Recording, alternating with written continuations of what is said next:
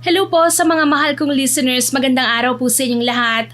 Kasama ko na naman po si Sir John, ang aking asawa at katandem. Hello po sa Team Johnny. At ako na naman po ang inyong tagapagsalaysay, si Miss Winnie. At ito ang ating kwento. Nay, pasensya na po kayo. Pero hindi po talaga ako mapakali kapag hindi ko sinabi sa inyo ang bagay na ito. Bakit anak? Ano ba ang problema? Si tatay po, may kaharutang babae. Ano? Sigurado ka ba dyan? Totoo po ang sinasabi ko, inay. At hindi ko maiwasang malungkot ha. Napakabuti niyong asawa para lokohin ni tatay sa kabila ng mga edad niyo ngayon. Ma, pwede po ba? Tigilan niyo na yan. Alam niyo naman po na tumataas kagad ang BP ni Lola eh. Oh, anong gusto mong gawin ko? Hayaan na lang si tatay. Kawawa naman si nanay oh. Tsaka pwede ba, Via? Anak lang kita ha. Dapat nakikinig ka sa mga sinasabi ko. Hindi yung kumukontra ka. Kaya ako sinasabi to, hindi dahil gusto kong manggulo ha. Anak nila ako. Hindi ko kayang manahimik kapag may nakikita akong mali. Kung ganon, puntahan ko na si Pablo. Sasama ko sa inyo, Lola. Bilisan mo ang paglalakad, Via, apo ko. Baka hindi na natin maabutan ng lolo mo. Sige po, inay. Ako na po ang bahala dito sa bahay. Nagmamadali kaming lumabas ng bahay, diretso sa kalsada papunta sa sugalan, Miss Winnie. Naririnig ko ang paghingal ni Lola pero tila ba hindi niya ito pinapansin. Hindi ko tuloy maiwasan na mag-alala. Baka kasi kung mapano siya eh. Lola, kumalma lang po kayo. Wala pa naman po tayong nakakasalubong. Kaya malamang nasa sabungan pa si Lolo. Yun na nga eh. Kailangan natin siyang mahuli sa akto. Sapo ko na ang noon nang makarating kami ni Lola sa sabungan. Nilibot namin ang tingin ang buong lugar hanggang sa natanaw namin si Lolo sa pinakabahaging dulo. Sinasabi ko na nga ba eh. Teka lang po, Lola. Huwag mo nga akong pipigilan. Makakatikim sa akin ang haliparot na matandang yan. Nagmarcha kami ni Lola papunta sa pinakadulong bahagi ng sabungan. May karga siyang manok sa kaliwang kamay habang ang kanan naman niyang braso nakaakbay sa balikat ng isang babaeng sa tingin ko nasa edad 30 pataas. Makapal ang makeup at maikli ang suot na damit. Lola, ang mabuti pa po ako na pong lalapit sa kanila. Ay, hindi pwede. Kailangan ako ang personal na kukumpronta sa kanila. Lola, nakakahiya naman po oh. Maraming tao po rito. Hindi nga nahiya ang lolo mo eh. Ako pa kaya? Namewang si Lola sa harapan mismo ni Lolo pero mukhang hindi niya pa rin kami napapansin, Miss Winnie. Abala siya sa pakikipag-usap sa babaeng mukhang suki ng Kojic soap. Maputi ang muka pero maitim naman ang leeg pababa.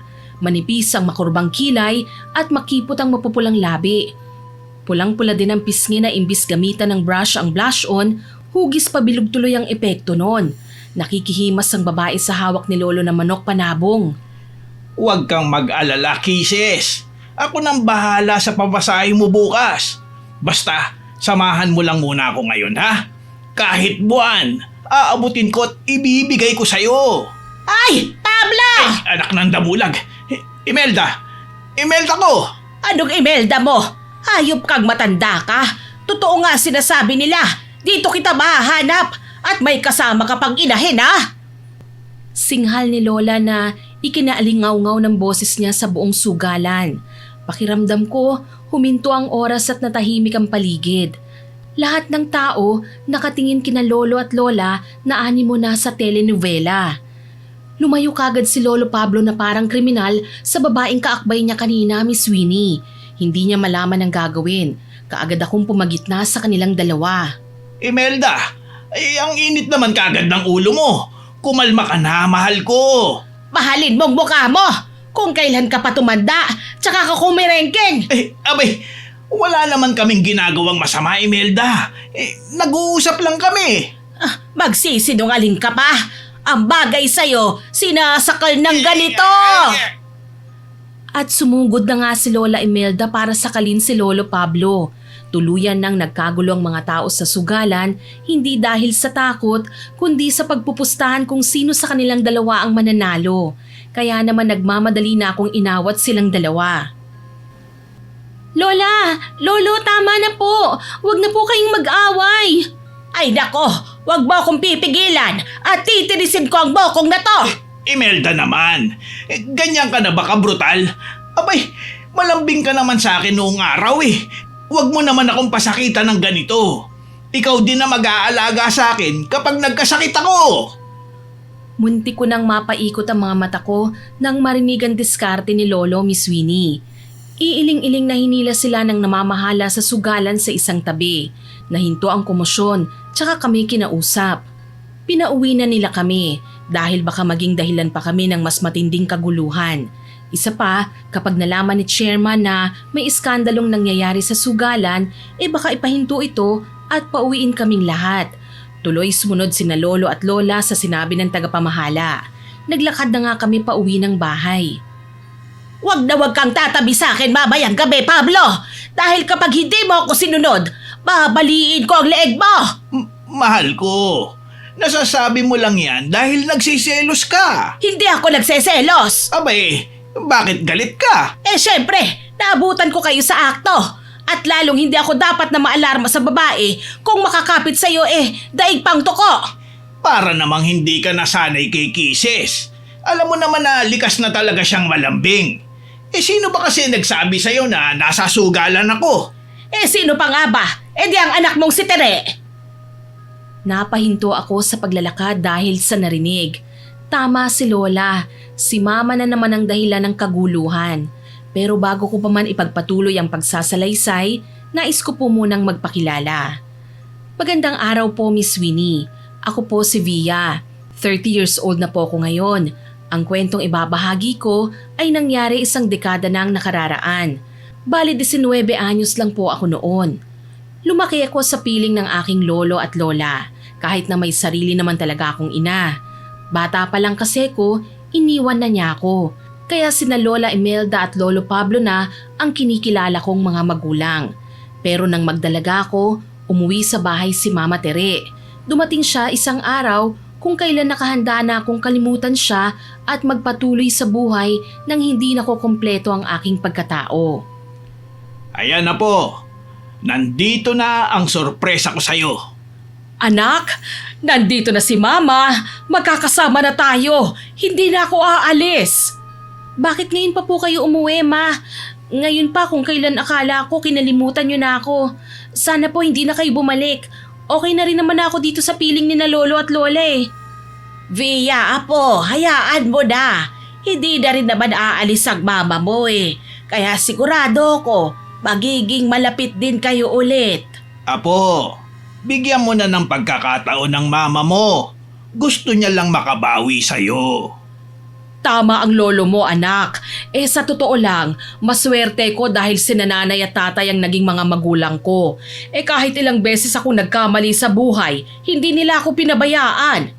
Aba, syempre naman, anak ka namin kaya nga po, inay, wala talaga akong mahihiling pa. Kayo ang pinakamabait na magulang sa buong baryo. Kung hindi dahil sa inyo, ewan ko na lang kung saan ako pupulutin. Kaya habang nabubuhay ako, hindi ko kayo pababayaan. Kahit ano pang sabihin ng iba, kakampi niyo ako palagi. Kapag may nagkamali sa inyo, ipagtatanggol ko pa rin kayo dahil alam ko kung gaano kayo kabuti sa akin. O ayan, narinig mo ba, Via? Marunong talagang tumanaw ng utang na loob ang mama mo. Totoo naman po, Tay. Kahit sino pang magsabi para sa akin, wala pa rin tatalo kina nanay at tatay. Hindi ko po alam, Lo. Nahihirapan akong intindihan kung bakit halos ayaw tayong uwian ni Mama noon. Tapos ngayong naghirap siya, tatakbo siya ulit dito sa atin. Hindi mo kasi ako naiintindihan, anak Kailangan kong magtrabaho para magkapera. Kailangan kong suportahan ng sarili niyo lang pong sinusuportahan niyo, Ma. Malaki na po ako. Naiintindihan ko ng mga bagay-bagay. Kung tutuusin, hindi niyo na kailangan bilugin pa ang ulo ko. Nasasaktan sambit ko noon kay Mama. Alam kong nasaktan ko rin siya dahil sa mga sinabi ko, Miss Winnie. Pero hindi niya alam kung gaano kabigat ang mabuhay nang malayo sa mga magulang. Mabuti na lang, hindi ako pinababayaan nila Lolo at Lola. Simula noon, hindi na nga umalis si Mama. Pero mabigat pa rin ang loob ko sa kanya. Para nga lang kaming magkapatid kung magbangayan Kung gaano kasi kalambing sina Lola sa akin, palagi niya akong kinukontra. Sa tuwing uutusan ako ni Lola, laging nakaabang si Mama.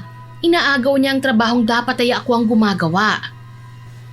Apo, ikaw na ang mamalengke ngayon ha? Magluluto tayo ng espesyal na pagkain. Pwede ba? Sige po, Lola. Magbibihis lang po ako. Oh, Nay, huwag niyo na pong utusan si Via. Ako na lang po. Bukod kasi sa alam ko na ang mga presyo ng mga bilihin ngayon, kaya ko pang tipirin ng perang ipadadala nyo. Aba, isama mo ng anak mo para naman matuto na. Nay, hindi na po kailangan. Mabilis lang naman po ako Kailan nyo naman po ba ako inutusan na inabot ng matagal? Hindi ba? Samantalang si Via, uutusan mo ngayon, mamayang tanghali pa yan uuwi. Paano tayo makakapagluto niyan? Sa bagay. O sige, ikaw na ang pumunta. Ikaw naman, dun ka na muna sa itaas ha? Sige po, Lola. Ang bait naman talaga ng apo ko. Masunurin. Syempre naman po, Tay. Kanino pa po ba yan magmamana? Di sa akin, hindi ba? Aakyat na po ako sa taas. May bahid ng inis ang tinig ko nang sabihin ko yon. Nung una hangang-hanga ako kay Mama. Akala ko kasi ayaw niya lang akong mapagod, mahirapan o mapahamak sa bawat trabahong inaatang sa akin nila Lolo at Lola. Pero habang tumatagal, may napapansin ako sa kanya. Gusto niya na siya lang ang pinupuri, siya lang ang mabango sa paningin ng iba at siya lang ang napapansin. Linggo ng umaga, katatapos lang naming mag-almusal at naghahanda na kaming magsimba. Katulad ng nakagawian, sabay-sabay kaming magsisimba kasama sina Lolo at Lola. Bilisan nyo na! Baka maabutan tayo ng sermon ni Father. Nakakahiya naman kapag nahuli tayo. Ikaw kasi, Imelda. Ang aga-aga pa'y nagmamadali ka na. Hindi pa nga yata naliligo si Father Ay nako, Nay. Ako na po ang magdadala ng payong ninyo. Ay nako, salamat naman anak. Ako na po sanang... Ay, wag na, Via. Ako na rito. Hawakan mo na lang ang bag mo. Hindi na lang ako nagsalita, Miss Winnie. Isa na naman yun sa mga bagay na kaya ko namang gawin pero inunahan na naman ako ni Mama. Marami ng tao sa simbahan nang makarating kami. Habang naghahanap ng mauupuan, agad na inalalayan ni Mama si Lola. Dito na po tayo, Nay. Dahan-dahan lang po kayo. Ay, ang bait naman ng anak ko. Napaka-maasikaso mo pa. Naku, maliit na bagay lang po yun. Syempre magulang ko po kayo, no? Salamat anak. Napansin kong napangiti si Mama nang marinig ang papuri. Gusto ko man na magkomento, tinikom ko na lang ang bibig ko, Miss Winnie. Matuling lumipas ang 1 oras at natapos din ang misa. Habang naglalakad kami palabas ng simbahan, hindi ko maiwasang mapansin ang mga tingin ng mga taong nakakakilala kina Lolo at Lola. May ilan pang ngumiti at bumati kay Mama. Naririnig ko rin ang mga bulong-bulungan nila tungkol sa kung gaano siya kabuting anak at kung gaano siya kasipag mag-asikaso sa mga magulang niya. Lumapit ako kay Lolo at humawak din sa braso niya. Lo, tulungan ko na po kayo. Aba, napakaganda naman ang alalay ko ngayon. Si Lolo talaga, bolero. Tay, hindi nyo na po dapat pinagtatakhan ng bagay na yan. Syempre, bukod sa isa akong mabuting anak, ginagawa ko din ang lahat para maging mabuting ina. Kaya lahat ng mabubuting asal na alam ko, itinuturo ko sa anak ko. Di kanino pa siya magmamana, hindi po ba? Hindi naman maitatanggi na maalaga talaga si Mama. Pero sa tuwing nakakarinig siya ng papuri, parang lalo siyang ginaganahang gawin ang lahat ng bagay para kina Lolo at Lola. Minsan tuloy, hindi ko maiwasang isipin kung ginagawa ba niya yon dahil mahal niya sila o dahil gusto niyang mapansin ng ibang tao. Bago umuwi sa bahay, dumaan muna kami sa palengke para mamili ng kakanin, Miss Winnie. Na-excite ako noon kasi gustong-gusto ko ang biko at leche flan. O apo ko, ano bang gusto mong bilhin ha? Gusto ko po sana ng leche flan, Lo. Hala, pumili ka na at ako magbabayad. Ikaw, tire anak, ano ba ang gusto mo? Ay tay, wag niyo po masyadong ini-spoil si Via. Mauubos po ang pera niyo niyan. Pwede naman pong tungpu-tumayan na lang ang bilhin natin para makatipid. Ma, minsan lang po ako makakakain ng leche flan, kaya hayaan niyo na po ako sa gusto ko.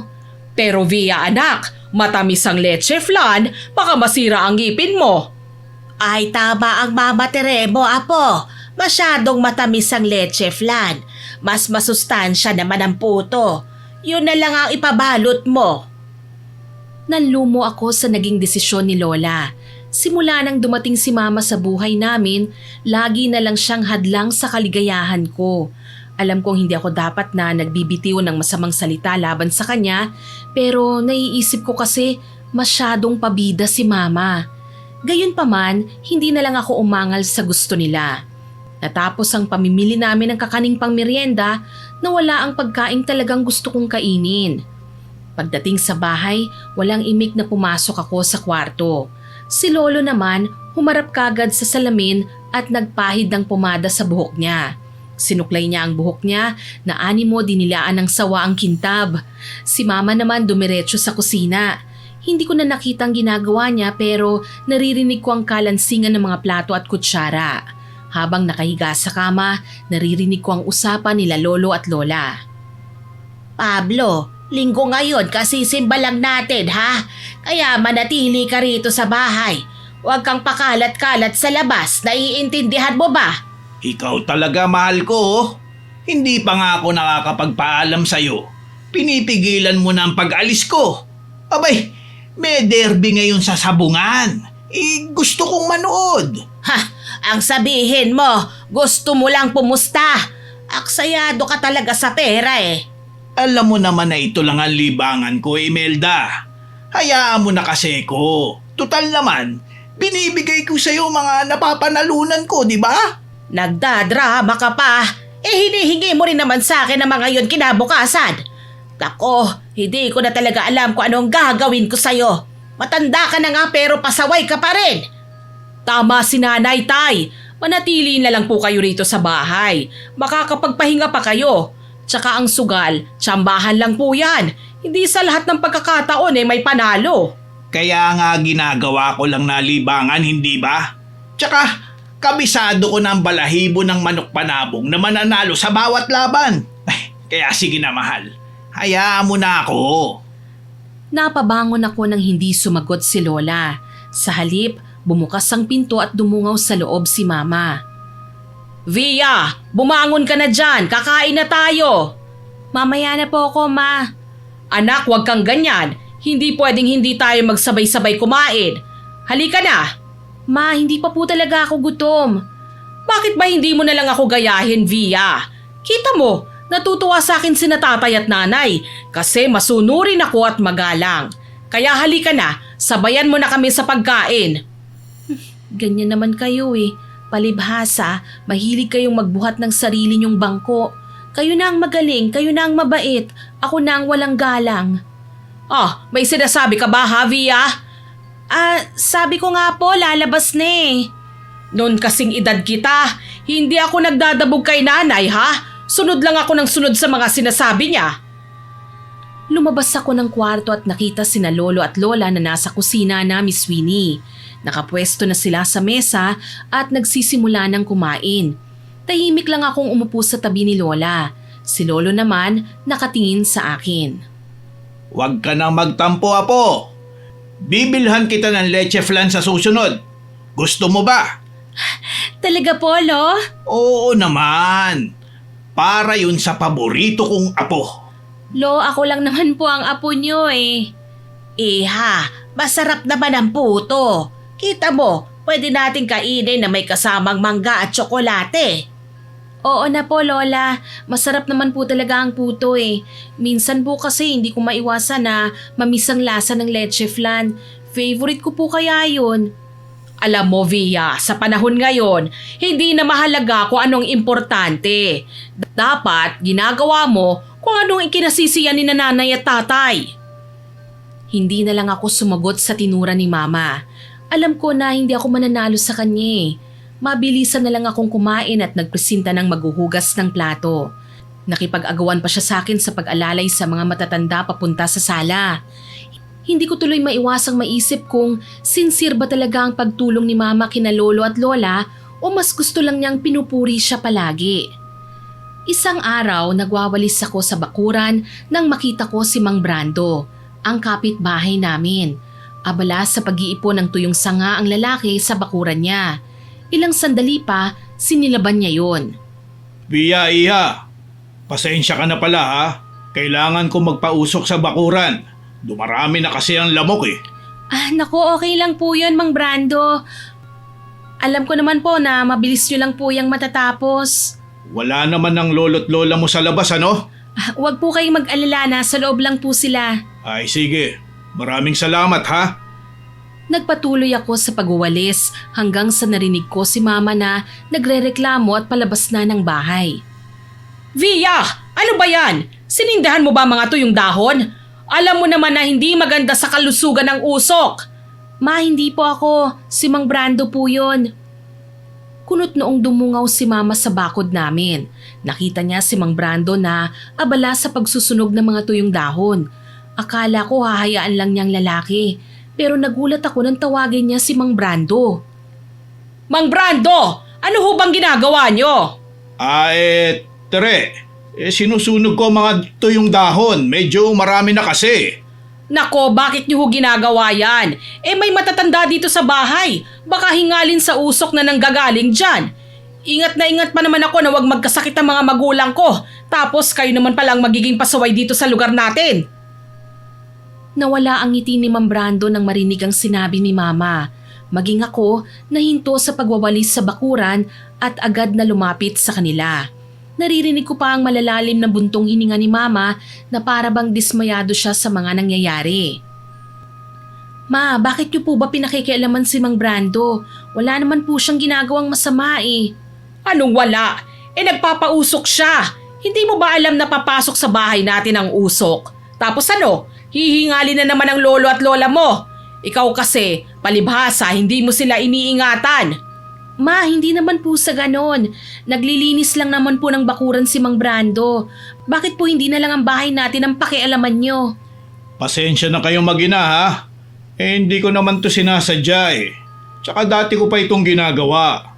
Kahit nung hindi ka pa dumarating dito, Tere. Wala namang naging problema si Navia at si Aling Imelda. Nako, pasensya na rin ho kayo, Mang Brando. Pero ngayong nandito na ako, hindi na pwede ang ginagawa nyo, ha?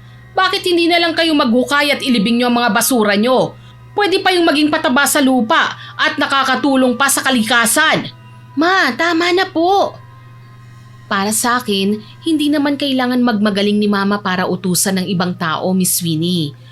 Kung tutuusin, kami rin naman noon nagsusunog ng mga tuyong dahon dito sa bahay. Matagal na namin ginagawa yun bago pa siya dumating. Pero simula nang manirahan siya rito, kung ano-anong reklamo nang naririnig namin mula sa kanya. Kesyo nakakasama raw yun sa kalusugan nila lolo at lola, umaakto siya na parang mapagmahal na anak, gayong ngayon lang naman niya pinapakita ang ganong pag-aalala. Grabe ka naman, Tere oh. Kung makapagsalita ka, parang ang laki-laki ng kasalanan ko sa'yo. Totoo naman po, may kasalanan kayo. Hindi lang sa akin kundi sa buong pamayanan natin. Alam nyo, sa ibang lugar, bawal na ang pagsusunog ng basura ha? Pero ginagawa nyo pa rin itong normal na gawain dito. Ginagawa rin naman po namin ni Lola Imelda yan dito sa loob ng bakuran natin. Kaya pwede po ba tumigil na kayo? Ano bang pumasok sa kukote mo at sumasagot-sagot ka sa akin ng ganyan, ha, Via? Kinakampihan mo bang matandang yan, ha? Kapag may nangyari kina nanay at tatay dahil sa usok na yan, ako rin ang mag-aalaga sa kanila. Kaya hindi ko talaga ito palalampasin. Hindi naman kayo barangay chairman para makialam dito kaya hayaan nyo na siya. Oh, ganun naman pala eh. Hindi naman ako barangay chairman, kaya pwede naman akong magsumbong doon. Ma, kailangan mo ba talagang palakihin ang isyong ito? Mang Brando, pasensya na ho kayo ha. Hayaan nyo na lang po. Ako na po ang kakausap kay Mama. Hayaan mo na, Via. Hindi ko rin makausap ng maayos ang mama mo eh. Sige, papatayin ko na lang itong apoy. Yan naman talaga ang tamang gawin, Mang Brando. Hindi lang naman kami ang naaabala mo, kundi pati ang mga residente sa kalyeng ito. Sa totoo lang, hiyang-hiya ako sa ginawa ni Mama. Pero hindi ko alam kung paano siya dedepensahan kay Mang Brando. Matagal ko na siyang kilala bilang isang mabait at magalang na kapitbahay, Miss Winnie. Kaya naman hindi ko kailanman naisip na magtatampo o magtatanim siya ng sama ng loob dahil sa ginawa ni Mama. Kaso sa mga sumunod na araw, nabalitaan ko na lang mula sa isang kakilala na pinatawag si Mang Brando sa tanggapan ng barangay para ayusin ang gusot sa pagitan nila ni Mama Tere. Kailangan kong umalis ngayon, Nay. Pupunta ako sa barangay hall para harapin si Mang Brando. Si Brando? Aba, bakit naman? Mabuting kapitbahay ang lalaking yun ah. Nako, Nay. Kung alam nyo lang, siya palang dahilan kung bakit madalas kayong inuubo rito sa bahay. Panay kasi ang pagsusunog niya dyan sa labas. Ang pagsusunog ba ng mga tuyong dahon? Abay, ganyan din naman ang ginagawa namin dito ng apo ko. Hindi ba, Via? Tama po si Lolo Pablo, Ma. Hindi nyo na po kailangang ipahiya si Mang Brando dahil lang sa maliit na problema nyo. At talagang nagsumbong pa kayo sa barangay, ha? Ano na naman po bang gusto nyong marinig? Papuri mula sa ibang tao? Via, anak ba talaga kita, ha? Bakit mo ko pinagsasalitaan ng ganyan? Maliit na issue lang po yun, Ma, pero pinalalaki nyo eh. Hindi na po tama yun. Hindi na po kayo marunong makisama sa ibang tao. Alam niyo po, kung ako ang kapitbahay nyo, sigurado akong matagal na tayong nag-away. Teka, bakit ka ba ganyan, Via? Sinasagot-sagot mo na ang mama mo. Ganyan naman po talaga si Via eh. Hindi na niya ako ginagalang. Pero ako, Nay, nung kaedad niya ako, masunurin akong anak, hindi po ba? Aba, oo naman. Lola, pwede po ba kahit ngayon lang intindihin niyo naman po ang sitwasyon? Huwag po kayong kakampi ng kakampi palagi kay Mama. Eh, nakikipag-away na nga po siya sa ibang tao eh. Tapos sa tingin niyo, siya pa rin ang tama. Ginagawa ko lang ang makakabuti para sa atin, Via. Ano bang gusto mo? Gumawa ko ng masama, ha? Ganun ba? Matanda na po kayo, Ma. Hindi niyo na po kailangan maging sip-sip kina lolo at lola. Nagulat ako sa sumunod na nangyari.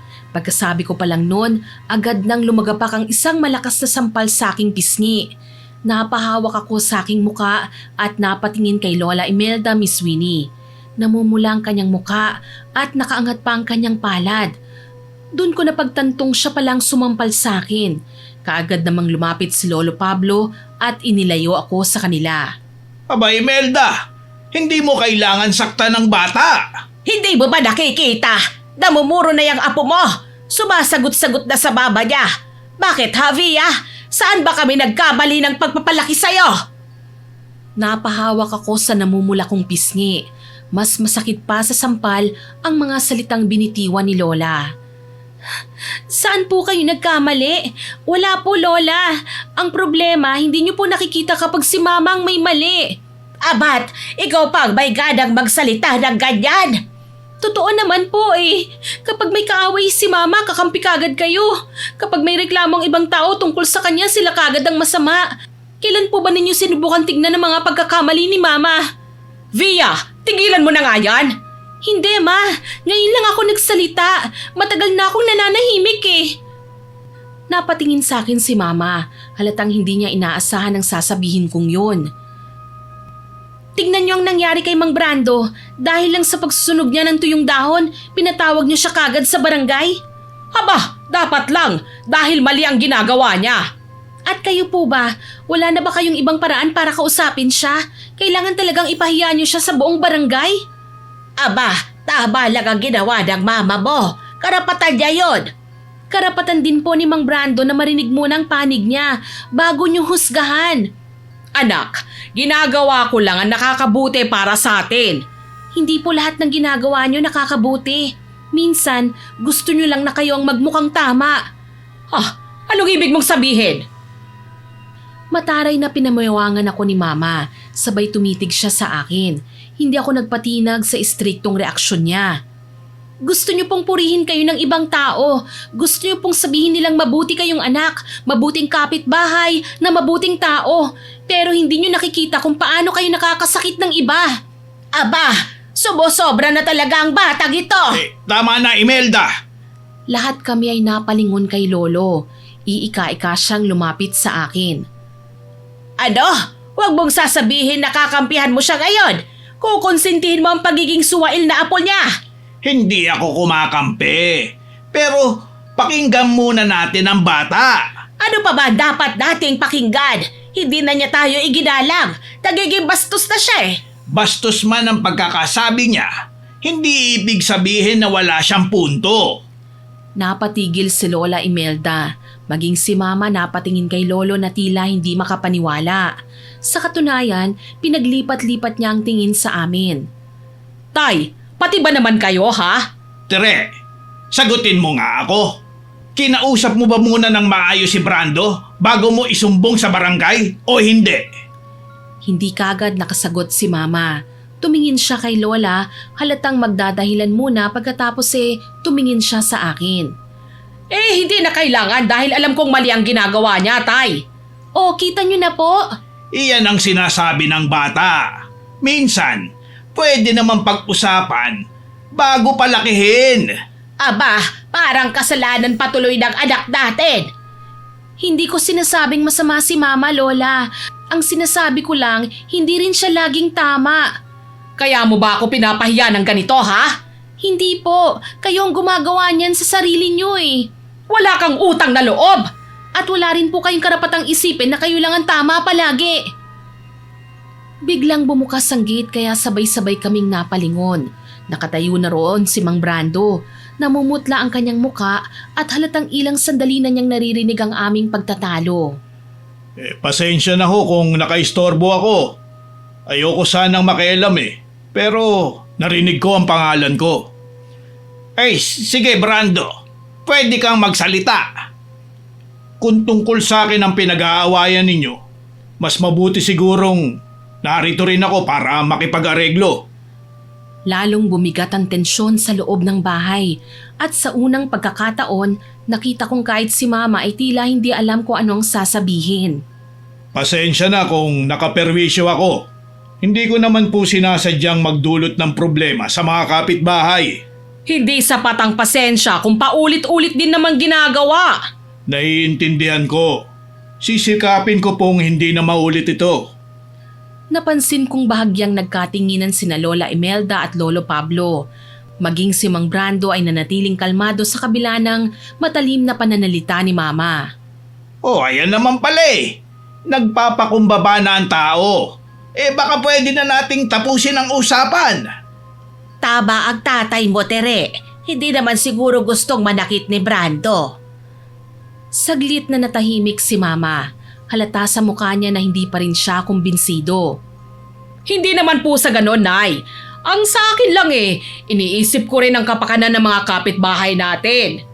Kung gano'n naman po pala, bakit hindi niyo muna kinausap si Mang Brando bago niyo isinumbong sa barangay?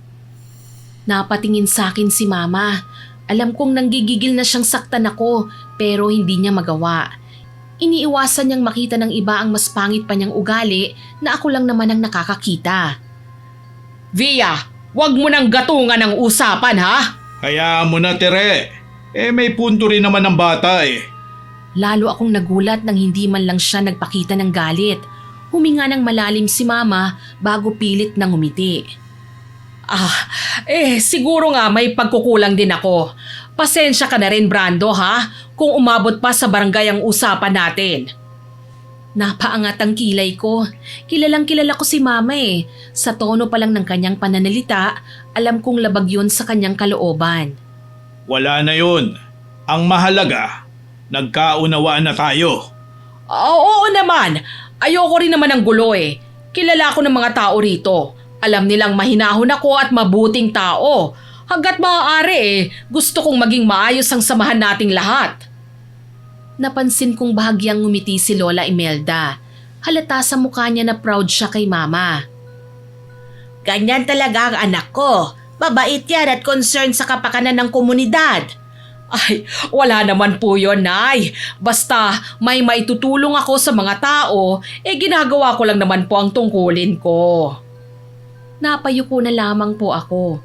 Kanina halos magpang-abot ang mga kilay nila ni Mang Brando pero ngayon parang isa siyang huwarang mamamayan kung magsalita. May ilan pang kapitbahay na nakikinig sa may bakuran. Isa sa kanila ang narinig kong bumulong na mabuti naman daw at naayos na rin ang gulo. Magiliw itong sinagot ni Mama.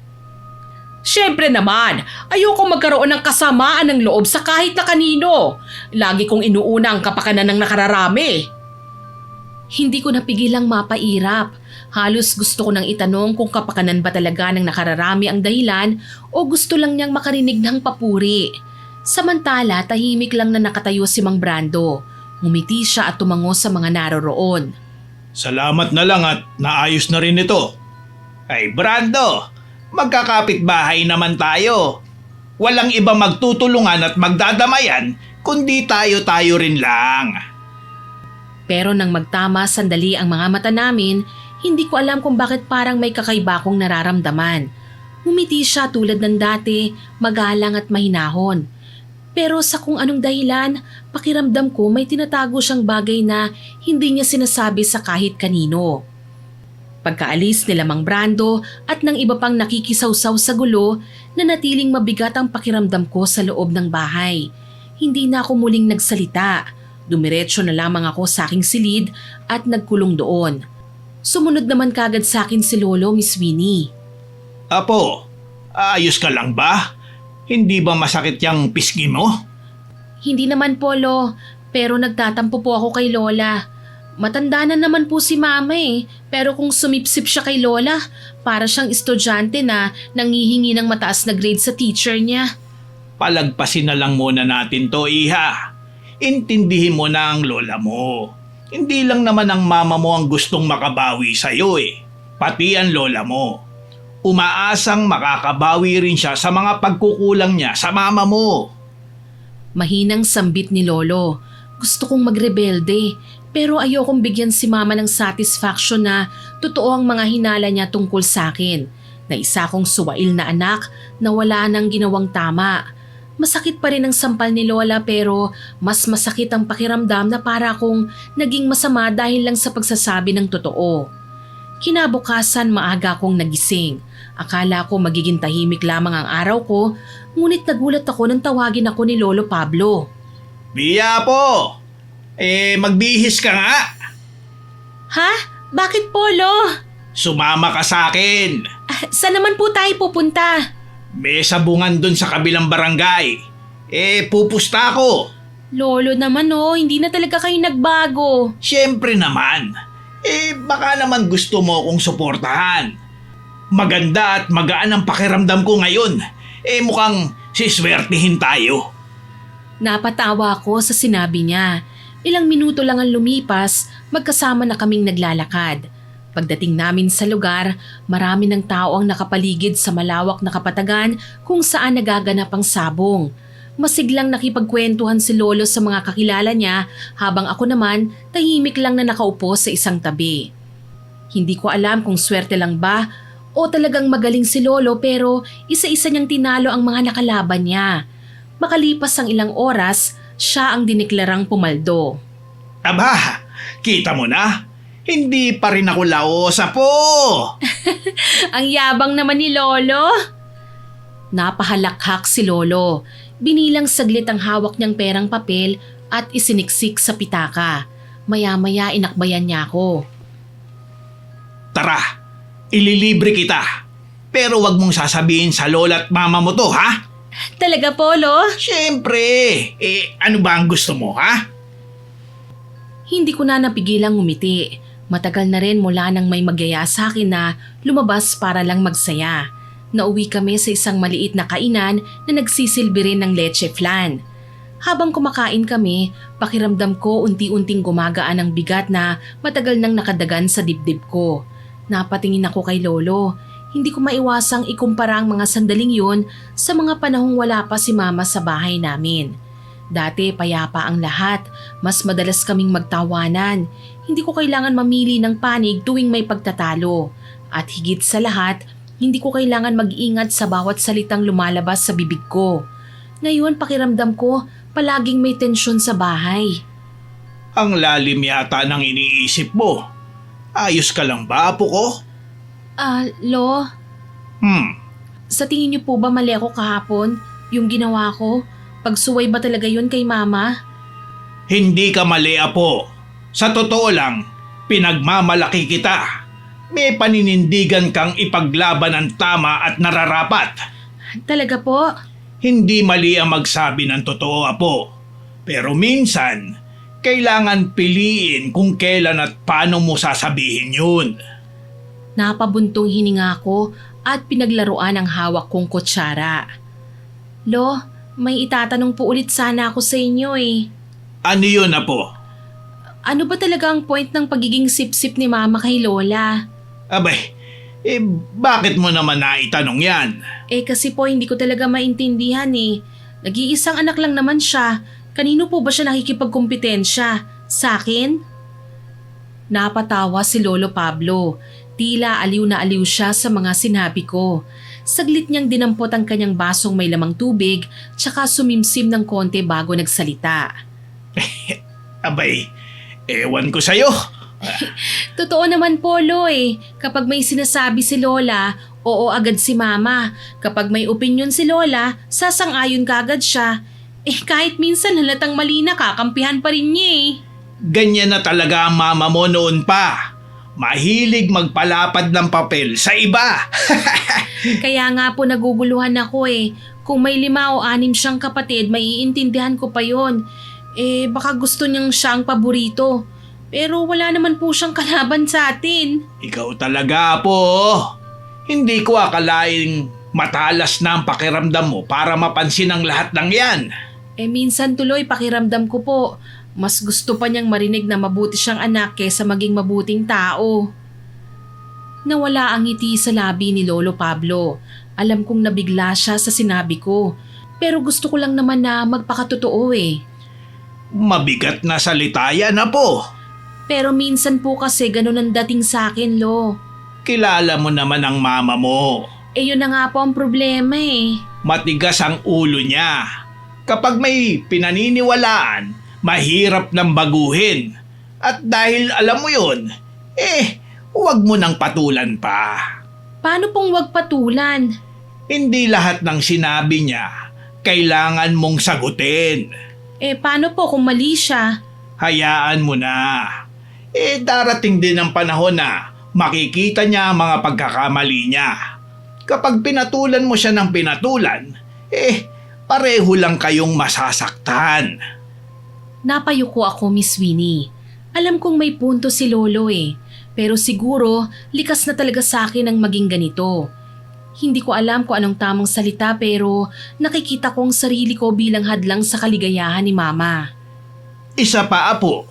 Hindi mo responsibilidad na baguhin ang mama mo. Hindi po? Hindi. Responsibilidad mo ang sarili mo. Ang ugali ng ibang tao, sila ang may pananagutan doon. Tahimik akong tumango. Sa unang pagkakataon matapos ang mahabang panahon, pakiramdam ko may isang taong tunay na nakinig sa akin. At habang magkatabi kaming kumakain ni Lolo, unti-unting gumaan ang bigat na matagal ko nang pasan. Hindi ko alam kung tama ba ang payo niya eh. Pero sa araw na yun, sapat nang malaman kong may isang taong handang umintindi sa akin. Maraming salamat po, Lolo ha. Wala yun, Apo. Kahit anong payo pang gusto mong marinig mula sa akin, sasabihin ko. Isa pa, ikaw ang paborito kong apo eh. Ayan na naman po kayo sa linyang yan, Lo eh. Ako lang naman po ang apo nyo. At sabay pa kaming nagtawanan habang inuubos namin ang in-order naming mga pagkain. Kinaumagahan, naging abala ang buong barangay. May salo-salo kasi sa covered court bilang bahagi ng taunang pagtitipon ng mga residente. Habang abala mga tao sa paghahanda, hindi naman mapigilan ni Mama ang sariling ipagmalaki ang laki ng kanyang naibigay. Ay, hindi naman sa pagmamayabang ha? Pero malaki talagang naitulong ko para sa handaang ito. Kaya siguro kumpleto ang mga pagkain natin ngayon. Kung tutuusin, kung lahat ng tao rito kasing sipag kong mag-ipon at magbigay, mas marami pa sana tayong maihahanda.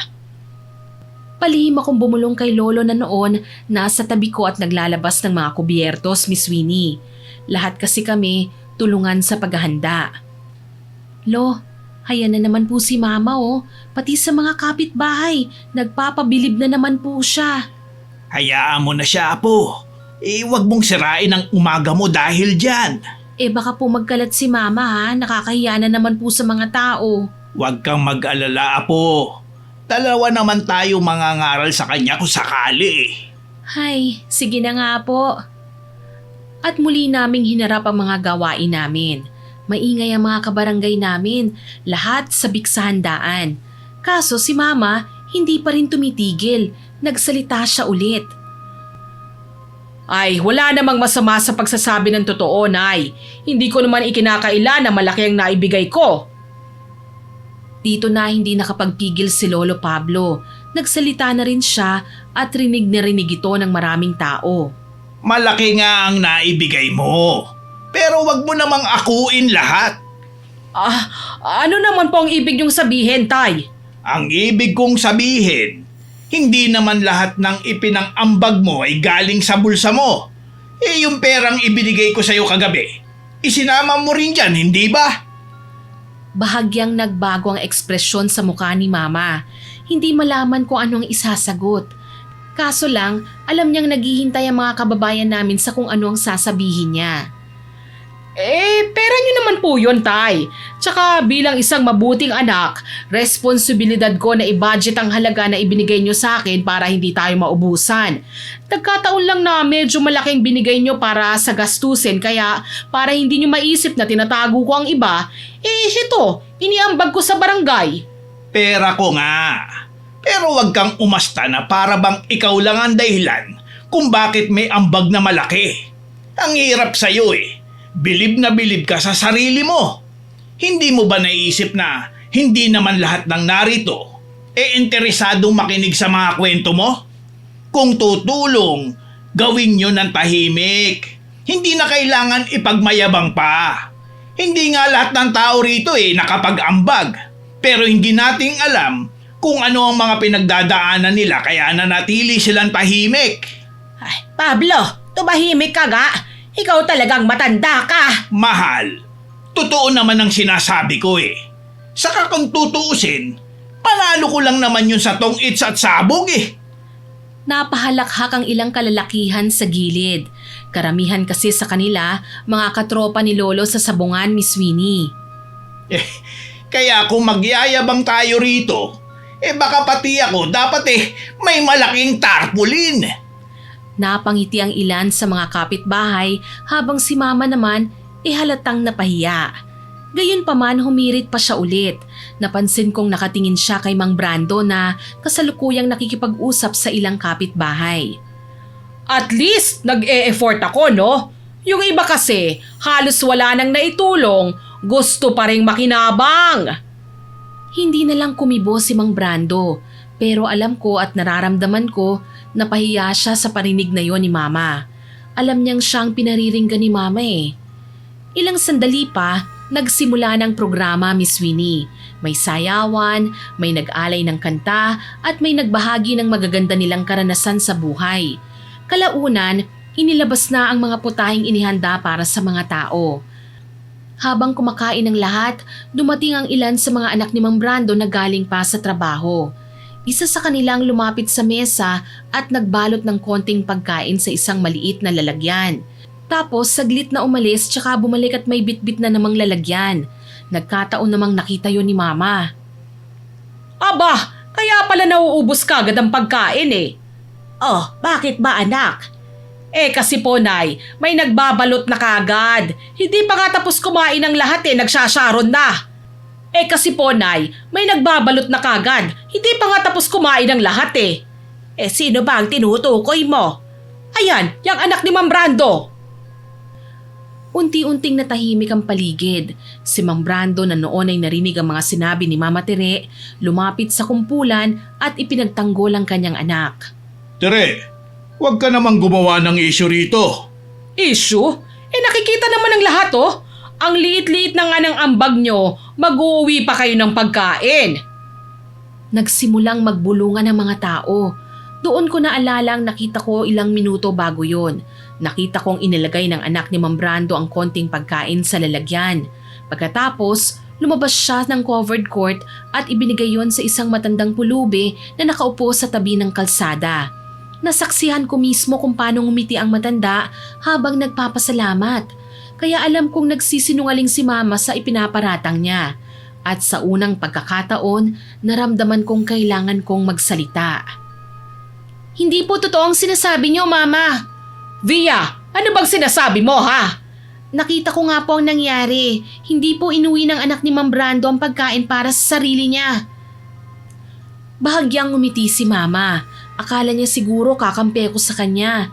Pero wala kong hangad ng mga sandaling yun, kundi ang sabihin lang talaga ang mga nakita ko. Oh, ayan, narinig nyo. Nakita rin pala ni Via. Totoo ba ang sinasabi mo, Apo? Nakita ko nga po na nagbalot ng pagkain ng anak ni Ma'am Brando. Nakita ko pong inilagay niya ang pagkain sa isang lalagyan at ibinigay po yon sa matandang pulubi na nakaupo sa tabi ng kalsada. Nagpapakain lang po siya sa taong nangangailangan. Wala naman po sigurong masama sa ganon, hindi po ba? Ha? Via, ano ba? Totoo naman po Kung tutuusin, naging mabuting mamamayan pa nga po siya Imbis na masayang ang pagkain, ibinigay niya yon sa mga taong walang makain. Nagkatinginan ng ilang residente habang tumatango. Hindi ko man ginusto pero naririnig ko ang mga iilang papuri para sa akin. Isang bagay na mukhang hindi nagustuhan ni Mama. Ano ba ang pinupunto mo, Via? Na mali ang nakita ko, ha? Na ako ang masama sa harapan ng maraming tao? Hindi naman po siguro masama ang tumulong sa kapwa, lalo na kung gutom ang taong binibigyan niya, Ma. Yun ang isa sa mga bagay na dapat sana pinahahalagahan nyo, pero minamasama nyo pa. Bahagyang yumuko ang anak ni Ma'am Brando, tila hindi inaasahang may magtatanggol sa kanya. Samantala, kitang-kita ko ang paninigas ng mukha ni Mama. Wala na ang kumpiyansang kanina lamang, bakas sa kanyang mga mata. Narinig mo na, Tere? Bago ka magparatang, siguraduhin mo munang alam mo ang buong kwento. Hindi naman ako nagsisinungaling Napakabait ko pa nga kung tutuusin. Tama na, Tere. Nakakaya ka na. Ano ba, Pablo? Nakita mo na nga ang nangyari, dinadagdagan mo pa. Lalo pang lumakas ang bulungan ng mga tao habang si Mama napakuyom na lamang ng kamao. Halatang napahiya si Mama sa harap ng mga tao. Kanina lang siya ang pinakamalakas magsalita pero ngayon wala na siyang maibato pang sagot. Mabilis niyang inayos ang dala niyang bag at iwas na iwas ang tingin sa mga taong kanina pa nagbubulungan. Ay, tama na nga. Wala namang mangyayari rito Nay, Tay, umuwi na tayo. Nagkatinginan sina Lola Imelda at Lolo Pablo. Kaagad naman akong kinabahan nang sumama ang tingin ni Mama sa akin. Alam kong mamaya, ako na naman ang pagbubuntunan niya ng galit. Hindi pa nga tapos ang programa. Hindi naman ito malaking issue, anak. Pwede mo nang kalimutan. Pasensya na kayo mga kababayan ha. Nagkamali lang ang anak ko. Hindi niya naman yun sinasadya. Pero wala po akong ganang magtagal dito. Hayaan nyo, mas masarap naman po akong magluto Lahat ng meron dito, lulutuin ko po mamaya. Ramdam kong pilit niyang inilulunok ang kahihiyan. Hindi na siya tumingin kina Mang Brando at anak nito. Tahimik na kaming umalis sa covered court. Pagdating sa bahay, doon tuluyang sumabog ang inis ni Mama. Galit niya akong binalingan. Bakit mo ginawa yon, Via? Ano po bang ginawa ko? Pinahiya mo ko sa harap ng buong barangay! Hindi ko po kayo pinahiya. Sinabi ko lang po ang totoo. Kahit na, anak kita, dapat sa akin ka kumakampi. Paano po ako kakampi kung alam kong mali ang sinasabi niyo? Lalong sumama ang mukha ni Mama. Nararamdaman ko ang inis sa boses niya kaya napaatras na rin ako. Hay, kaya lumalaki ang ulo ng mga taong gaya ni Mang Brando dahil may mga taong nagtatanggol sa kanila. O baka naman po Mama, kaya kayo napahiya dahil nagparatang kayo nang hindi nyo alam ang buong kwento. Sandaling natahimik ang buong bahay. Tumikhim si Lolo, ipinararamdam niyang tama ang sinabi ko. Samantalang si Lola naman, alam kong sumasang-ayon din naman sa akin. Pero ayaw magpakita ng pabor sa kahit sino man sa amin ni Mama. Kitang-kita ko ang pagpula ng mukha ni Mama sa galit. Ay, tama na nga yan. Tapos na ang nangyari. Huwag na nating palakihin pa ang gulo. Tama si Imelda. Huwag niyong hayaan na masira ang pagsasama niyong mag-ina dahil lang sa pagnanais niyong patunayan kung sino ang tama at kung sino ang nagkamali. Pinoprotektahan ko lang naman ang karapatan ng mga kabarangay natin. Unfair para sa iba na gumastos. Kung may mga taong basta na lang tatanggap ng libre pero hindi man lang marunong rumespeto. Ma, ilang beses ko po bang sasabihin sa inyo, hindi nyo kailangan makipagkumpetensya sa kahit sino. Magpakatotoo naman po kayo sa sarili nyo. Singhal ko kaya mas lalong hindi nakapagsalita si Mama. Sumigaw na rin si Lolo. Tama na! Ayokong naririnig pa kayong nagtatalo na mag-ina. Tapos ang usapang ito. Aniya, pero alam kong hindi pa talaga tapos yun. Mula noon, ilang araw na hindi halos namamansin si Mama sa akin. At kahit tila bumalik na sa normal ang lahat, may isang taong tahimik na nagtatanim ng sama ng loob nang hindi namin napapansin. Si Mang Brando. Sa katunayan, ilang araw matapos ang insidente sa barangay, dumalaw pa siya sa bahay na parang walang nangyari. May dala siyang mga pagkain na pang merienda. Bia! Iha! Ay, Mang Brando, kayo po pala. Pasensya na kung nakakaabala yata ako. Ay nako, hindi naman po. Bakit po ang dami niyo yatang dala? Nagluto kasi ako ng marami. Baka magustuhan ninyo. Saka heto, paborito raw ng mama mo ang puto maya. Pinagluto ko siya. Sa'yo naman, itong leche flan. Tapos sa lolo at lola mo, itong maha blanca kasi malambot. Ngumiti pa siya habang inaabot ang mga dala niya. Dahil doon, tuluyan naming inakalang wala na siyang sama ng loob. Hindi namin alam na ang mga pagkaing yon ang magsisimulang magdala ng isang karamdaman na magpapabago sa buhay ni Mama. Ilang araw matapos ang pagbisita ni Mang Brando, tila bumalik na sa normal ang lahat. Patuloy pa rin si Mama sa pang-araw-araw niyang gawain. Naglilinis ng bahay, nakikipagkwentuhan sa mga kapitbahay at paminsan-minsan nakikialam pa rin sa buhay ng iba. Kaya nagulat kami ng isang umaga, hindi siya kagad bumangon. Kadalasan kasi siya ang unang nagigising sa bahay. Pero ng araw na yon, si Lola Imelda pa ang naunang lumabas ng kwarto at kasunod naman ako. Aba, himala. Hindi pagising ang anak ko. Baka po napuyat. Narinig ko po kagabi ang telebisyon Buong magdamag po na nag-iingay. Baka po nanood si Mama ng Korean novela. Siguro nga. Di bale, ako na ang maghahanda ng almusal. Tutulungan ko na po kayo, Lola. Aba, gusto ko yan, Apo. Matagal na rin kasi tayong hindi nakakapag-banding. Busy po kasi kayo kay Mama Pasensya ka na, Apo, ha? Sana wag kang magtampo sa lola. Napangiti pa siya habang naghahanda ng almusal. Makalipas ang ilang minuto, bumukas din ang pinto ng kwarto ni Mama. Pero agad nawala ang ngiti ni Lola. Maputla si Mama. Mabagal ang mga hakbang niya at parang nangihina. Sa ganung sitwasyon kami naabutan ni Lolo Pablo. Anak, anong nangyari sa'yo? Ay, Nay, parang ang sama po ng pakiramdam ko. Bakit? Nilalagnat ka ba? Hindi ko po alam Parang mabigat ang ulo ko, tapos parang wala akong lakas. Lumapit si Lola at hinawakan ng noo niya. Pati ako, napalapit na rin sa kanila. Hindi ka naman mainit. Ewan ko ho ba, kagabi parang hindi maganda ng pakiramdam ko Baka naman napuyat ka lang, anak. Hindi naman po ako nagkakaganito kung puyat lang ito, Tay. Naupo si Mama sa isang silya at napapikit. Sa unang pagkakataon, nakita ko siyang mukhang pagod na pagod. Hindi siyang masiglang terena kilala namin. Ang babaeng laging may lakas para makipagtalo. Parang may kung anong unti-unting sumisip-sip ng lakas niya At habang pinagmamasdan ko siya, hindi ko maiwasang makaramdam ng kakaiba. Hindi ko po maipaliwanag kung bakit, pero pakiramdam ko hindi ordinaryong pagod o sakit ang nararanasan ni Mama. Sa una, inakala naming simpleng karamdaman lang ang dinaranas ni Mama. Pinainom siya ni Lola ng gamot, inalagaan at pinagpahinga. Pero habang lumilipas ang mga araw, lalo siyang humihina. At may isa pang bagay na mas lalong nakapag-alala sa amin. Madalas siyang binabangungot. Nasaksihan ko yon nang minsang ako ang nagbantay sa kanya. Wag! Maawa ka! Ayokong sumama sa'yo! Lumayan mo na ako! Ma, gumising po kayo. Ma! Huwag mo akong hahawakan! Puno ka ng dugo! Ah! Ma! Malakas kong sigaw na ikinabalikwas niya ng bangon.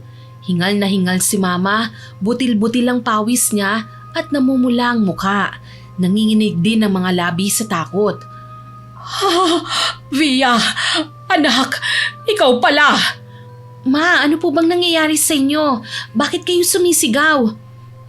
Masama lang kasi ang panaginip ko, anak. Pasensya na. Ano po bang napanaginipan nyo? Hindi mo na kailangan pang malaman. Sambit niya, hindi na rin ako nagpumilit pa, Miss Winnie. Gayunpaman nasundan pa ang ganong pangyayari. Halos gabi-gabi na siyang nagsisisigaw sa kalagitnaan ng pagtulog. Minsan nagigising kaming lahat dahil sa malakas niyang paghingal. Minsan naman, umiiyak siya habang natutulog. Isang gabi, nagising ako dahil sa kalabog mula sa kwarto niya. Agad akong bumangon at tumakbo papunta roon.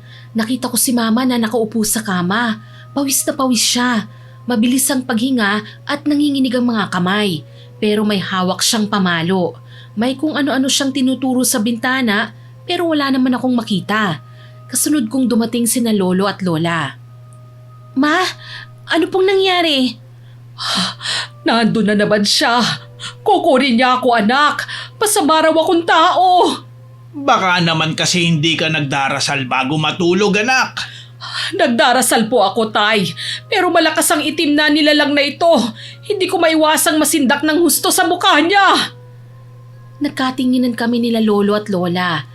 Muli na namang itinuro ni Mama ang bintana. Sino ba kasi ang tinutukoy mo ha, anak? Pero hindi kagad nakasagot si Mama. Tila takot na takot siyang magsalita. Mula noon, mas lalo siyang natakot matulog. Kapag sumasapit ang gabi, makikita na namin siyang nakaupo sa sala. Minsan, nakatitig lang siya sa telebisyon kahit hindi naman nanonood. Pinipilit niyang manatiling gising hanggang madaling araw. Anak, daig mo pang nalulong sa droga ha? Ano bang nararamdaman mo?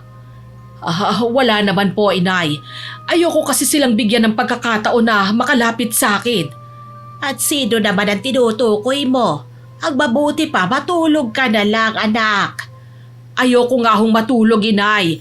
Hayaan niyo na muna ako. Hindi pwede yan, lalo kang maghihina. Tuwing natutulog ho ako, pumabalik sila eh. Lalo akong kinilabutan sa sinabi niya, Miss Winnie. Hindi ko alam kung sinong tinutukoy niya. At sa totoo lang, ayoko rin naman pong malaman. Baka kasi ako naman ang gambalain eh. Takot pa naman po ako sa multo.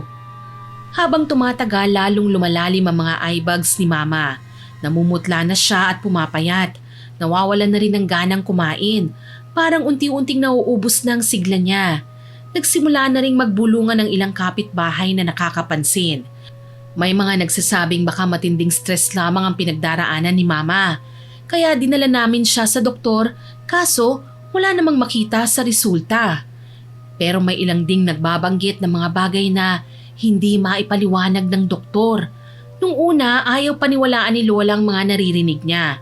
Kaso lang, nung minsang makita niyang nagising si Mama habang sumisigaw at umiiyak sa kalagitnaan ng gabi, napaupo na lamang siya sa gilid ng kama. Tahimik siyang napaisip. Hindi na maganda to. Alam ko may iba nang nangyayari sa mama mo, Via. Subukan na po natin siyang dalhin sa ibang doktor, La. Kailangan nating makahanap ng ibang opinyon. At baka naman may makita silang kakaiba kay Mama. Sa tingin ko, hindi doktor ang kailangan ng mama mo, apo. Ho? Ano pong ibig niyong sabihin? Baka naman may nagambala siyang mga elemento.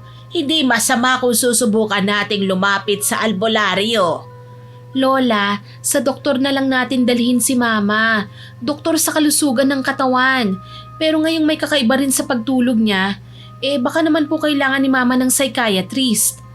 At ano naman ang gusto mong sabihin sa akin? Na nababaliw na ang mama mo? Naririnig mo bang sinasabi mo, Via?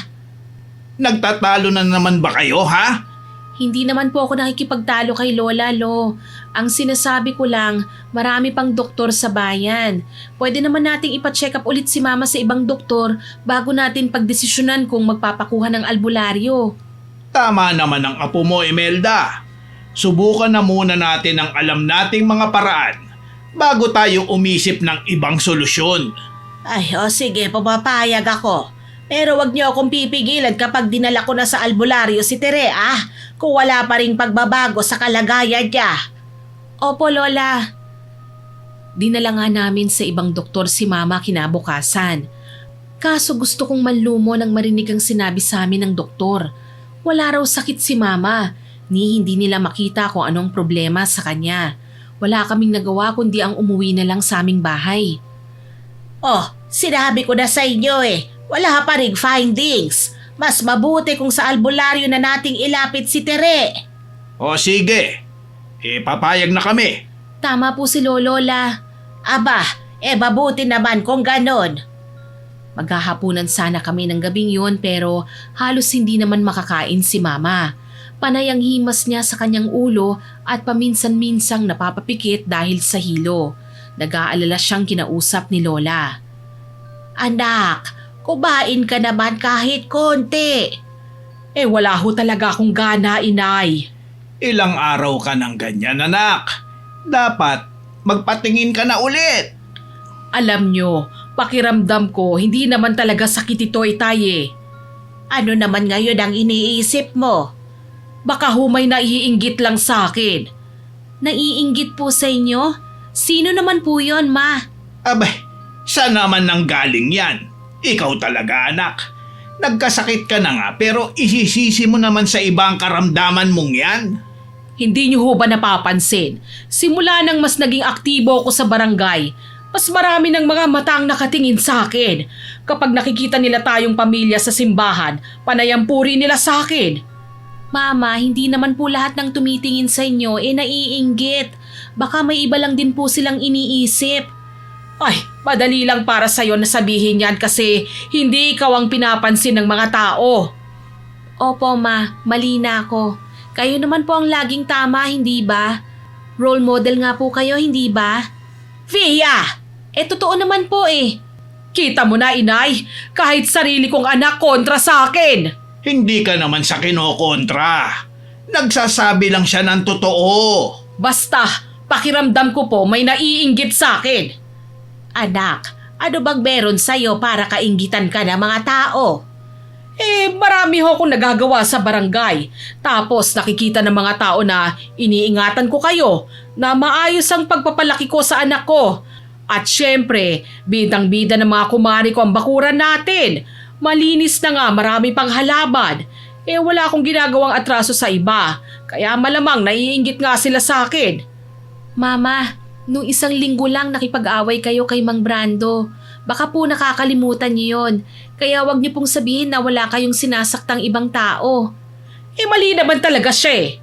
Pero napatunayan po na hindi, na nagkamali kayo. Kayo po ang nagkamali, Ma, hindi po ba? Saksi ko dun, pati na ang pulubing nakatanggap ng pagkain. Yun lang naman ang atraso ko, wala nang iba. Tsaka nagkaayos na kami. Meron pa po, Ma. Nakipagtalo rin kayo kay Aling Nena dahil sa videoke. Maingay naman kasi. Wala sa oras na nambubulahaw. Sintunado naman. Tsaka dahil sa kanya napupuyat sina tatay at nanay. At si Aling Rosa na muntik na kayong magkasabunutan dahil sa ayuda. Pinipilit niyong sabihan ng kumari niyo na wag siyang bigyan. Kita mo na, Ma, pati sa ibang tao sumisip-sip ka Siya naman talaga ang nagsimula nun, hindi ako. At may pangalan na siya sa ibang tagalista. Ano yon? Doble ang hihingin niya? Kawawa naman yung ibang wala, no? Napapansin ko, lahat na lang, kaaway mo Yan kasi ang problema sa'yo, anak. Ang hilig mo magsumbong, ang hilig mong makialam.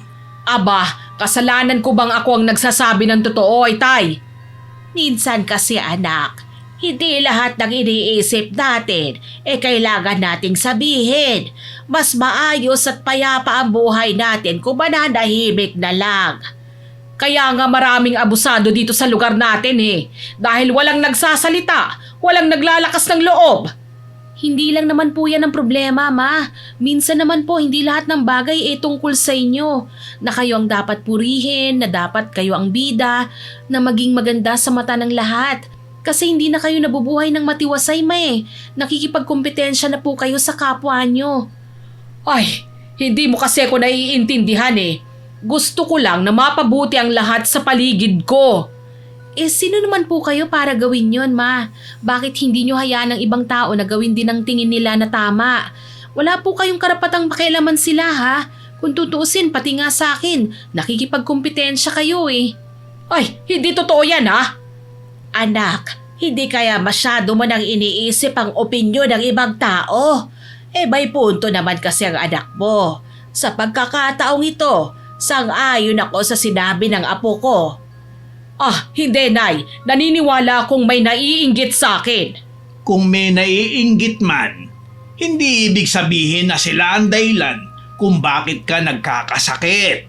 Ay, hindi niyo ho kasi ako naiintindihan O baka naman po dahil sa sobrang dami nyong nakaaway, kaya lahat na lang pinaghihinalaan nyo.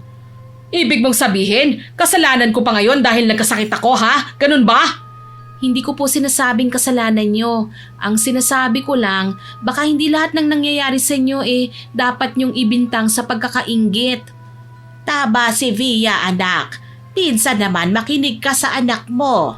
Ang mahalaga ngayon, malaman natin kung ano talaga ang dahilan ng kalagayan mo.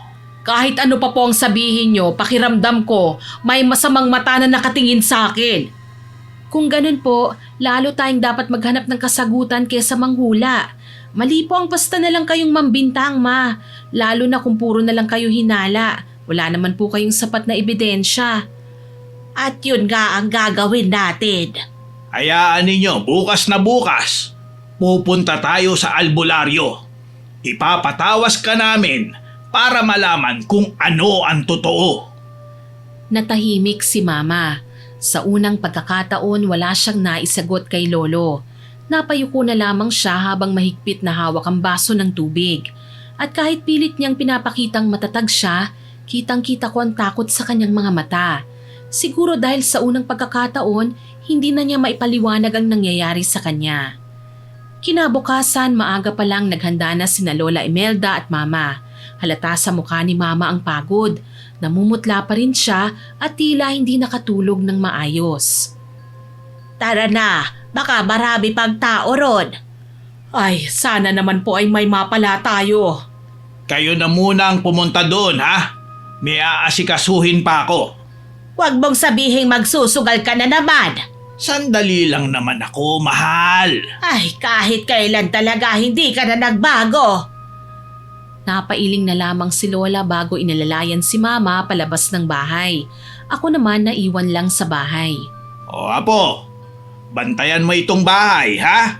Opo, Lo. Huwag kang magpapapasok ng kung sino-sino, apo, ha? Sige po, Lo. Makalipas ang ilang minuto, tuluyan na akong naiwan mag-isa. Umupo ako sa bakuran habang hawak ko ang cellphone ko. Tahimik ang buong kalye namin doon. Doon ko napansing bukas ang gate ng bahay ni Mang Brando. Kadalasan kasi nakikita ko siyang nagdidilig ng halaman o nagwawalis sa bakuran. Pero ng araw na yun wala siya ron. Napakunot noo ko. Nasan kaya si Mang Brando? Hindi ko alam kung anong pumasok sa isip ko ng mga sandaling yon, Miss Winnie. Siguro dahil sa mga nangyayari kay Mama, kaya may isang ideyang biglang pumasok sa isip ko. Lalo na at nababalitaan kong uso ang kulam sa aming lugar ng mga panahong yon. Mabait si Mang Brando at hindi ko siya pinagbibintangan. Kaso lang, iba po ang kutob ko Tumayo ako at naglakad papunta sa bahay ng matanda. Pagdating ko sa bakuran, wala pa rin siya. Mang Brando? Mula sa loob, may narinig akong kaluskos. Siguro may tao sa loob, kaya dahan-dahan akong pumasok. At doon ko siya nakita. Tahimik siyang nakaupo sa isang sulok. Sa harapan niya, may ilang kandila at mga bagay na hindi ko kagad nakilala. Bia, iha. Mukhang napadpad ka rito, Mang Brando, ano pong ibig sabihin nito? Bia, alam kong hindi ka kagaya ng iyong mama. Kaya makikinig ka ba sa sasabihin ko? Bakit po, Mang Brando? Kayo po bang dahilan kung bakit nagkakasakit si Mama? Hindi siya sumagot kagad. Sa halip, tumitig muna siya sa akin. Tinatansya kung anong nararamdaman ko. Maya-maya pa, tumawa siya. Diretsahan ka talaga magtanong, Iya, ha? Gusto ko lang pong malaman ng totoo. Kaya sagutin niyo po ako, Mang Brando. At paano kung sabihin ko sa'yo na ako nga? Napahigpit ang hawak ko sa aking mga kamay, Miss Winnie. Pinagpapawisan ako ng malapot. Kung ganun, si Mang Brando ang salarin. Tapos kung saang-saang doktor pa kami lumapit. Pero nang maalala ko ang mga naging kasalanan sa kanya ni Mama, hindi ko siya magawang kumprontahin. Ang gusto ko lang, malaman ang katotohanan. Akala ko po ba nagkaayos na kayo? Pero bakit? Para saan po ang paghihiganti nyo? Hindi naman ito paghihigante, Via. Gusto ko lang siyang matuto. Dahil po ba ito sa nangyari sa barangay? Sa pagkakapahiya ng anak ninyo? Hindi lang ito tungkol doon, Iya. Marami siyang sinaktan at pinaya. Wala man lang nagtatangkang lumaban sa kanya o mga tuwiran. Dahil mataas ang respeto namin sa mga magulang niya, ang lolo at lola mo. Hindi po ba pwedeng kausapin nyo na lang siya? Siguro naman alam na ngayon ni Mama ang pagkakamali niya. Hindi nyo po kailangang umabot pa sa ganito. Sa tingin mo ba makikinig ang mama mo sa akin? Ang gusto niya, siya ang palaging tama, hindi ba? Lahat ng tao rito may reklamo sa kanya. Nahihiya lang magsabi. Pero hindi naman po siya masamang tao, Mang Brando. Baka po mabigyan nyo pa ng pagkakataon si Mama. Alam ko. At yun naman talaga ang ginagawa ko sa kanya ngayon eh. Binibigyan ko siya ng pagkakataon. Pero nakakasakit siya ng tao nang hindi niya napapansin. Hindi niya alam kung gaano kabigat ang mga salitang binibitawan niya. Pero nahihirapan na po kasi si Mama, Mang Brando eh. Sapat para maramdaman niya rin ang pakiramdam ng ibang tao sa tuwing nasasaktan niya sila. Gagaling pa po ba siya? Sa ngayon nasa albularyo po sila. Inaalam kung saan ba nanggaling ang sakit niya. Huwag kang mag-alala. Gagaling pa ang mama mo. Kailangan lang niyang matuto ng leksyon. Agad akong nakahinga ng maluwag. Kahit papano gumaan ang pakiramdam ko. Salamat naman at hindi na namin kailangang umabot sa punto na magmamakaawa kami sa albularyo para mapagaling si Mama, Miss Winnie. Kinakabahan po ako, pero sige po, pagbibigyan ko po muna kayo sa gusto niyong mangyari. Huwag niyo lang po sanang ipahamak si Mama, ha, Mang Brando. Hindi ko hahayaang may masamang mangyari sa kanya, Iha. Kaya huwag ka mag-alala. Kung ganon, paano po siya gagaling? Nasa kanya ang susi para bumalik siya sa dati. Kailangan niya lang matutong magpakumbaba at akuin ang mga kasalanan niya.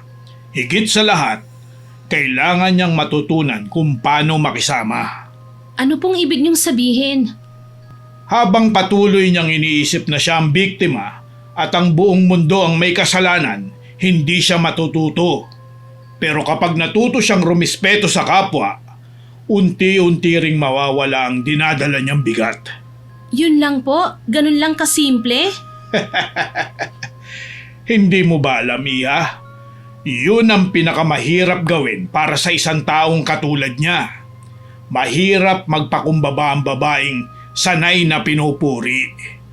Napaisip ako, Miss Winnie. Sa dami ng sinabi ni Mang Brando, alam kong totoo nga po ang mga yon. Kahit ako, ilang beses nang nasaktan sa mga salitang binitiwan ni Mama. Via, hindi ko hinihinging kampihan mo ko. Anak ka niya. Kaya normal na nasa kanya ang katapatan mo. Pero sana, isipin mo rin kung ano ang tama. Kahit pa nakakasakit ito sa kanya. Kung talagang mahal mo ang mama mo, gagawin mo ang lahat. Huwag lang sa kapahamakan. Nakadalasan ay siya rin ang may dahilan. Tahimik akong napatingin kay Mang Brando. Marami pa akong gustong itanong sa kanya. Pero sa mga sandaling yun, isang bagay lang ang malinaw sa akin. Ang paggaling ni Mama ay hindi nakasalalay sa gamot, kundi sa pagbabagong matagal nang kailangan niyang harapin. Yun ay ang matutunan niyang magpakumbaba, Miss Winnie. Nang makauwi na sina Mama at Lola, Kahit papano raw ay gumaan na ang kanyang pakiramdam. Binigyan siya ng langis pamahid ng albularyo. Kumusta po kayo, Ma? Ano pong sinabi ng albularyo? Tama nga ang mama mo, Via. May isang taong may galit sa kanya kaya siya nagkasakit. Kinulam siya. Kinulam po? Oo, kinulam ako anak. Ayun nga lang, hindi makita ng albularyo kung sino ang may galit sa akin. Siguro sa dami ng mga nasaktan ko, hindi ko nga mahulaan kung sino ang gustong gumanti sa akin eh. Sabi ko naman po sa inyo, hindi ba? Na maging mabuti po kayo sa kapwa, Ma. Hindi natin alam kung anong pinagdaraanan nila para makaraos lang sa araw-araw. Tapos makakarinig pa sila ng masasamang salita mula sa inyo. Tapos nakikipagkumpetensya pa kayo sa ibang tao. Napatitig sa akin si Mama. Ibang-ibang reaksyon niya ng mga sandaling yun. Parang dumaan sa pinakamatinding desisyon sa buhay niya. Nagtaka ako nang hawakan niya ang pisngi ko. Anak, pasensya ka na ha. Hindi ko alam kung anong pumasok sa isip ko eh. At pati ikaw, ginawa kong karibal para lang sa atensyon ng mga magulang ko. Eh kung tutuusin ang laki ng pagkukulang ko sa'yo, lalo na't matagal kitang iniwanan. Ay, salamat naman at mukhang magkakabati na sa wakas ang mag-ina. Natigil kami sa pag-uusap nang dumating si Lolo at may dalang napakaraming pagkain. Swinerte ako mga mahal ko! Mukhang may magandang balita ring naghihintay sa akin dito ah. Ay, tumigil ka nga dyan, Pablo. Halika sa kusina, samahan mo ko. Mahal ko, kadarating ko lang eh. Mamaya na tayo Ano na naman ba ang kaburaraang nasa isipan mo, ha? Aba, matanda na tayo, Pablo. Hindi ko na kaya yung iniisip mo, ha? Wala pa nga akong sinasabi, umaangal ka na. Ikaw naman oh. Ikaw naman pala ang marumi ang mag-isip, mahal ko eh. Damuho ka talaga. Pupunta lang tayo sa kusina nang mabigyan ng privacy ang mag-ina. Ay, akala ko pa naman may matutupad sa hiniling ko kagabi sa'yo. Tumigil ka nga, Pablo, ha? Akala mo ba nakalimutan ko ng tungkol sa babae mong si Kisses, ha? Mahal, hindi ko nga kabit yung cases na yun eh. Natawa na lang kami ni Mama nang makita naming patuloy sa pagbabangayan sina Lolo at Lola habang papunta sa kusina. Anak, patawarin mo ko ha? Ma, nagtampo lang po ako sa inyo pero hindi po ako nagtatanim ng sama ng loob. Talaga ba ha? Opo, pero may hiling lang po sana ako sa inyo, Ma. Oo naman anak, ano ba yun? Sana po, humingi kayo ng tawad sa mga taong napagsalitaan nyo ng hindi maganda. Oo naman. Kahit pagod at hirap kumilos si Mama, sumama siya sa akin sa plaza kinabukasan. Nando ang mga taong medyo napagsabihan niya ng hindi maganda, Miss Winnie. Isa-isang humingi ng paumanhin sa kanila si Mama. At salamat naman dahil hindi sila naging maramot sa pagpapatawad. Sa katunayan, mas naging malapit pa kami sa ibang tao at hindi lang sina Lolo at Lola ang pumupuri sa aming mag-ina kundi halos lahat ng nakakakilala sa amin at nakakarinig ng kwento namin. Lumipas pa ang isang buwan hanggang sa tuluyan nang gumaling si Mama. Maayos na siyang nakikipag-usap sa lahat. Maski si Mang Brando, kasundo na rin ni Mama. Magandang umaga ho, Mang Brando. Tere, halika tuloy ka. Kumusta na ang pakiramdam mo? Magaan na ho ang pakiramdam ko, ang katawan ko, Mang Brando. Salamat kay Via na inaalagaan ako. Abay, mukhang magaling mag-alaga ang anak mo ah. Ay, hindi naman po, Mang Brando. Gumaling po si Mama sa sarili niyang sikap. Sinunod po niya ang payo ng albularyo. Mabuti naman kung ganun. Masaya rin ako para sa inyo. Nakangiting wika ni Mang Brando. Hindi ko kailanman kinuwento kay Mama na may kinalaman si Mang Brando sa pagkakasakit niya. May mga bagay na mas mabuti na lang itago po kesa ipagsabi pa. Ang sa akin lang, mas maganda na ang samahan namin ni Mama at alam kong natuto na siya sa mga pagkakamali niya. Sa ngayon, masaya naman po kami ni Mama, Miss Winnie. Nasa bahay pa rin kami ni na Lolo at Lola at may mga pagkakataong kami pang nagiging takbuhan ng mga tao sa oras ng pangangailangan. Hindi po kasi sa pagmamayabang pero si Mama na po kasi ang kapitana sa aming barangay. Higit sa lahat, mabubuting asal na lang po ang lagi niyang tinuturo sa kanyang kapwa. Hanggang dito na lamang po, more power po sa inyong channel at God bless. Ang isa sa inyong mga fans, Via. Sana po nagustuhan niyong binahagi naming kwento po sa inyo ngayon. Kukunin ko na rin po ang pagkakataong ito para pasalamatan ng lahat ng nakinig at nagkomento sa mga nauna naming upload. Alam niyo po, natutuwa po ako sa magagandang comments po ninyo. At wag po kayong mag-alala ha, nababasa ko po lahat yon. At saka soon po magsha-shoutout na rin po tayo. Yun. Abangan niyo pa po sana mga susunod naming upload ha. At huwag kalilimutang mag-subscribe, like, share and comment sa mga stories namin. Para po mabilis niyong makita kung may bago kaming upload, pindutin niyo lang po ang notification bell para lagi kayong updated at notified. Aasahan ko pa rin po ang inyong suporta ha. Konti na lang po, konti na lang yon. Mga ilan na lang ba yon? Mga 5,000 plus na lang po. At marireach na po natin ang 100k subscribers. Muli, ako po si Miss Winnie at kasama ko pa rin po si Sir John. Go, go, go, Team Johnny. Nagpapasalamat po kami sa inyong walang sawang pakikinig at pagsuporta. God bless po sa ating lahat.